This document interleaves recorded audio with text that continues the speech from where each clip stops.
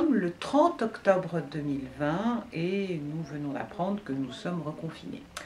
Alors, les incidences de ce reconfinement, vous aurez tous compris que le reconfinement n'est pas aussi strict que celui que nous avons connu au mois de mars, puisque nous allons pouvoir, de manière beaucoup plus libre, nous déplacer.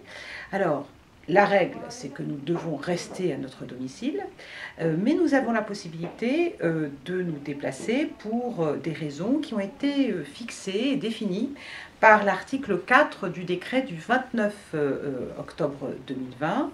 Et donc vous pouvez vous déplacer pour vous rendre sur votre lieu de travail, vous pourrez vous déplacer pour aller dans un lieu d'établissement d'enseignement, de formation, pour des déplacements professionnels qui ne peuvent pas être différés, pour des déplacements pour un concours, pour un examen. Vous pouvez vous déplacer pour effectuer des achats de fournitures nécessaires à l'activité professionnelle. Vous pouvez aller faire vos achats de première nécessité dans des établissements qui restent ouverts, donc. Et puis vous pouvez aller retirer les commandes que vous avez effectuées. Vous pouvez aller chez le médecin, vous pouvez aller effectuer tous les soins nécessaires à votre santé, vous pouvez aller à la pharmacie, vous pouvez effectuer des déplacements pour motif familial impérieux, pour l'assistance aux personnes vulnérables et précaires, ou à la garde d'enfants. Vous pouvez aller vous déplacer avec une personne qui est en situation de handicap en l'accompagnant. Et puis vous pouvez effectuer des déplacements brefs d'1 heure dans la journée pour effectuer une activité sportive qui ne peut pas être une activité collective. Donc une activité sportive et vous devez par contre, si vous effectuez une activité sportive, garder les distances de sécurité avec une personne qui ferait du sport avec vous. Donc vous devez être espacé. Vous pouvez aller vous promener pendant 1 heure avec votre famille ou les gens qui partagent le même domicile que vous, et vous pouvez promener votre animal domestique. Vous pouvez également vous rendre aux convocations judiciaires, aux convocations administratives, ou vous rendre dans un service public. Les convocations judiciaires, j'insiste sur ce point. Pourquoi? Parce que, contrairement à ce qui s'est passé pendant la période de premier confinement, eh bien aujourd'hui, le confinement que nous vivons est un confinement, donc je vous le disais, qui est plus léger. Et ça veut dire quoi? Ça veut dire que les juridictions continuent à fonctionner. Et les audiences continuent à se tenir dans la mesure du possible.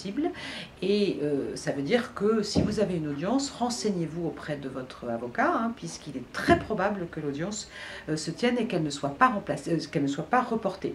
Donc vous pouvez naturellement vous rendre dans les tribunaux quand vous avez une convocation, mais ce que l'attestation de déplacement dérogatoire ne précise pas, et qui est pourtant précisé dans le texte qui est sorti le 29 octobre 2020, vous pouvez vous rendre dans les cabinets des professionnels du droit, c'est-à-dire les professionnels, par exemple les avocats. Les cabinets d'avocats peuvent parfaitement continuer à travailler et à fonctionner normalement. Et si vous n'avez pas de possibilité d'avoir, par exemple, une consultation qui se passe en visioconférence ou une consultation téléphonique, eh bien la consultation en présentiel est parfaitement autorisée. Donc vous avez le droit de vous déplacer pour vous rendre chez votre avocat, et dans ce cas-là, vous renseignerez l'attestation de déplacement dérogatoire en cochant la case qui concerne la convocation judiciaire ou administrative, puisque cette attestation est mal rédigée, malheureusement. Et elle n'est pas complète. Vous l'avez compris, cette attestation est mal rédigée, mais le décret est très clair. La possibilité, le devoir de se rendre chez son avocat pour y avoir une consultation juridique est un motif légitime d'absence, d'autorisation de déplacement. Alors vous prendrez soin, pour éviter toute amende, si vous avez eu un entretien qui a été fixé par votre avocat par mail, imprimez ce mail, demandez à votre avocat de vous adresser un mail pour vous confirmer la date et le lieu de rendez-vous, pour que vous n'ayez pas à courir la moindre amende.